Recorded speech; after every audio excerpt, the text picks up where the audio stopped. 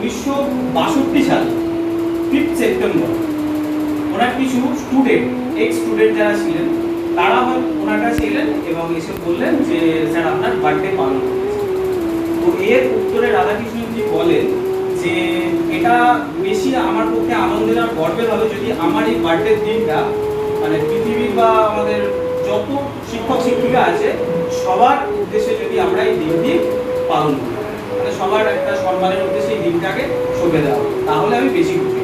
তো 1962 সালের 5 সেপ্টেম্বর প্রথম টিচার্স ডে পালন, সেই থেকে আজও টিচার্স ডেটা পালন হচ্ছে।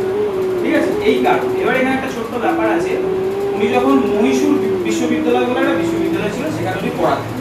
এবার ওনার যেদিন রিটায়ারমেন্ট ছিল তো সেদিনকে এমন একটা ঘটনা ঘটেছিল। ঘটনাটা কিরকম ছিল, যখন রিটায়ারমেন্ট হলেন তখন ওনার স্টুডেন্টরা ওনাকে স্টেশন পর্যন্ত ছেড়ে দেওয়ার জন্য একটা 4 চাকা গাড়ি ব্যবস্থা করেছিল।